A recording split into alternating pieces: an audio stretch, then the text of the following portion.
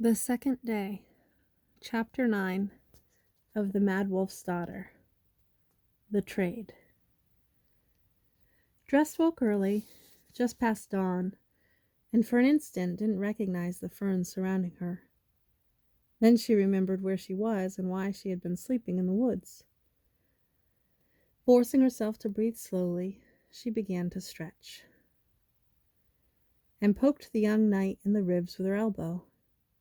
Emmerich recoiled, sitting up, his face yellow and sick. "Sorry," said Drest. He frowned and set his hand to his wound, then to his hip. "May I have my dagger back? You stole it, didn't you?" A lie came to Drest's lips. "Nay, it must have slipped out in the sea." He seemed to weigh the likelihood. "Perhaps you'll see fit to return it when we reach the castle." Drest struggled to her knees, careful to avoid touching him.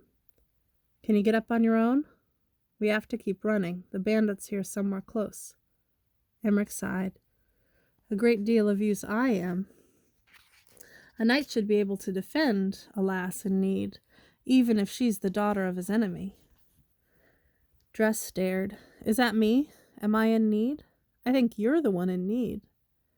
You're the one being hunted by a bandit who ate our hair, I might add. I saw him do it. He thought me little enough trouble to bother with."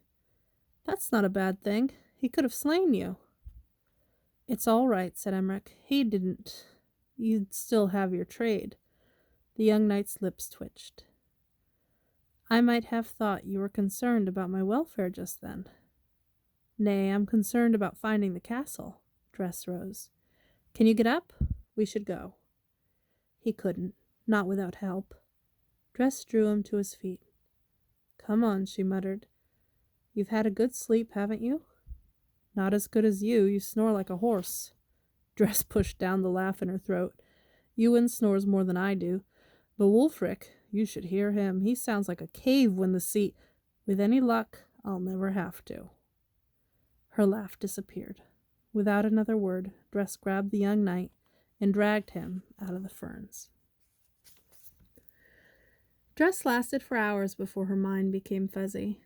She wasn't sure how much longer she could stagger on with her wounded enemy through the tangle of trees and patches of sun-dappled ferns. Her last meal had been on the bonfire nearly a day ago, and her throat and mouth were dry. At the headland, she'd have slaked her thirst by one of the forest brooks that emptied out over the stones. These woods had to have such brooks as well. Within minutes, Dress spotted one, a shallow, muddy rush of water that flowed toward the sea. Her eyes followed the trickle and saw where it grew thick. "We'll stop here. I need something to drink." She leaned Emmerich against a tree and wandered to where the trickle had pooled. The young knight padded his way down the trunk until he could sit. His movements were jerky, like a fish taken from the sea and set out on the beach to die. Despite herself, a swift stab of pity rushed into Dress. "We can't argue," she said. "Why not? That's one thing we seem to be doing well together." She faltered. Because we're on a journey." Emmerich raised a finger.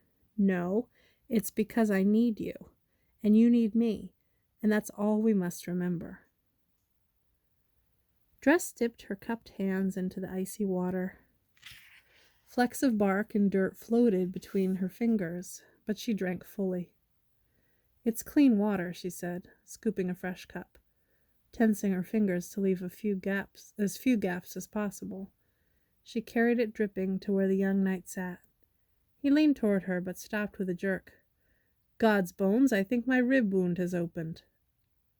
"Have a drink before it all drips out, and then I'll fix you." Dress knelt beside him and put her cupped hands to his mouth. Emmerich gulped the water, then a second cup that Dress carried, then a third. When he had finished, she joined him on the ground to rest. He looked up into the trees. "I've never slept where I could see the sky.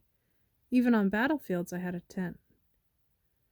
All at once, Dress remembered. She had but 4 days. "I miss the castle," Emmerich was saying, "even though these woods are much less smelly." "Is your castle prison smelly?" The knight looked at her. Most prisons reek. Ours smells better than the rest of the castle. That's a small courtesy we pay our prisoners. How are they keeping my family? Dress asked in a small voice. On iron rings fixed to the wall, of course. He added quickly, Don't think your family will escape. No one has broken free from that prison, and no one who has tried has lived. I shan't tell you more. You'd have nightmares. Dress shuddered. Do you think your Lord Faintree would try my da for you? I highly doubt that.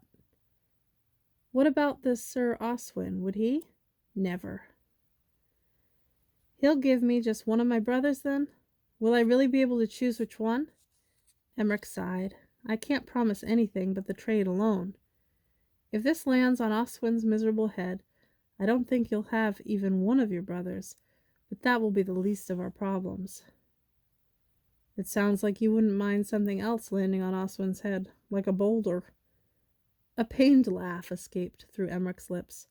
For a bloodthirsty villain, you have a certain charm. Would you help me with my rib wound now? Dress peeled the sodden dressing from each of Emmerich's wounds and washed her ripped-off tunic sleeves in the stream.